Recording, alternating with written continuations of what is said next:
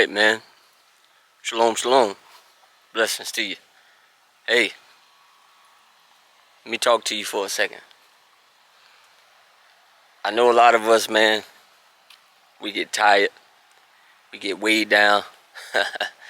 Even get weary sometimes. But I tell you this, we're in an hour right now where you don't really have the time to get worried about everything else that's going on in the world. I was telling my dad today, we're sitting here and we're talking about some stuff. I want to start doing these walk and talk vlogs. We were talking about some things, and a lot of people, they get worried and they get weighed down by the cares of life. You know one thing about the past, you can't fix the past. The past is the past, right? It's gone. And once it's gone, it's gone. There's nothing you can really do about it. But one thing I do know for certain, that he says according to the book of Elohim, or the book of Psalms 121, he says, I can lift up my eyes into the hills from which cometh my help. My help comes from the Father. My help comes from Elohim I. My help comes from, you can say, the Lord that created the heavens and the earth, right? And if he said that I would not suffer your feet to be moved, then guess what? He means what he says. Now, the one thing about that, a lot of us in life, we get so worried and so weighed down by things that we forget that our help, our help comes from the Father. Your help does not come from your bank account. Come on. Your help does not come from your education. None of those things. Your help comes from the Father. And when you know that your help comes from him, then he tells you in Psalms 121, he says, I will lift up my eyes into the hills from which cometh my help. And then he says, my help comes from the Father, which created the heavens and the earth. Let's go there real quick.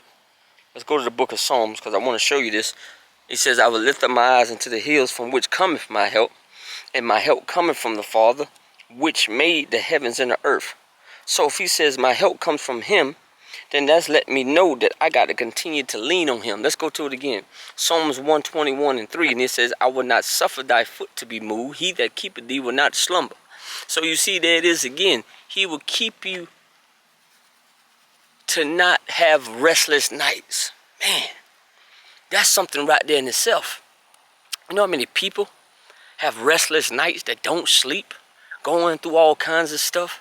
I talked to so many brothers, man, throughout this year alone. They say, hey, man, you know, I'm not getting enough sleep. Hey, man, I got this going on. Hey, man, I got all that going on.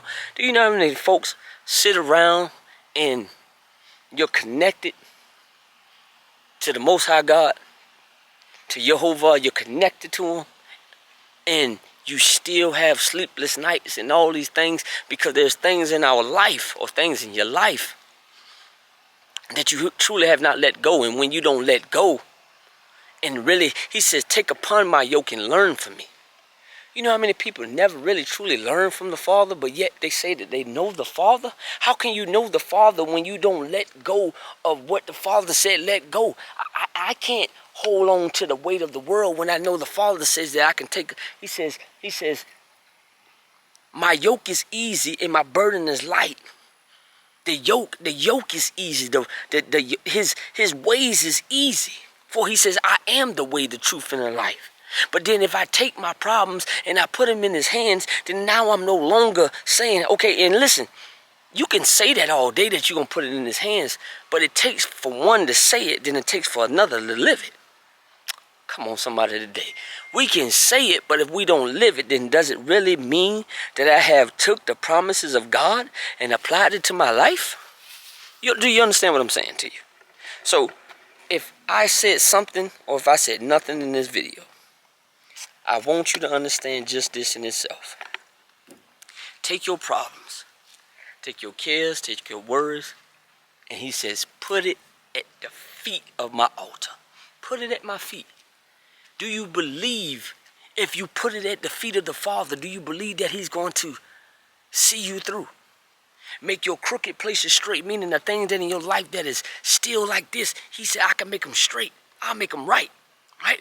But we know that there's still a way that we must come to the Father. And I'm not trying to preach too much here, but I'm just trying to make some things plain, because we live in a reality, we live in a society right now where a lot of folks are making so many things so hard and don't want to let them go. We make a lot of things hard and we don't want to let it go. But we will let the world and problems and bills and debt and everything else, we'll take all of that and we'll try to fight that battle on our own instead of putting in the Father's hand. Maybe somebody today needed to listen to this message and know that hell or high water, it don't matter. You trust God. Trust Him with all your might, with all your strength, with all your being. You have to trust the Father, because we're living in an hour right now where so many people are dying spiritually, a spiritual death, because they have not decided that they need to let go of their lives. He said, Christ said, it is not I, my brother Paul said, it is not I that lives, but it is Christ that lives in me. Meaning I am physically, spiritually, I am dying. I am decreasing as he is increasing. And the more that you start to do that, the more that you realize that you're in the need of the Father more than you're in the need of anything. Yes, I love my wife. I love my children. I love to be alive and all these things. And I need of food and nourishment. But what is it? He says in Matthew chapter 7, what is it to the birds and the bees of the air have a place to lay their head? Do you not know that your life is more precious than theirs? You see what I'm saying? Your life is way more precious than that. So let us stay in the mindset of not to worry about the cares of things of this life, and get focused on the things that really matters, and that's the kingdom.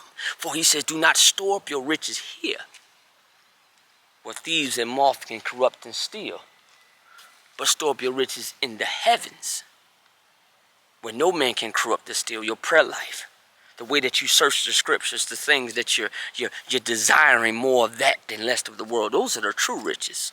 Hallelujah. So be blessed, be encouraged. One is watching this on YouTube, go ahead and subscribe to the channel. One is watching on Facebook. You know my motto. King coming. Shalom.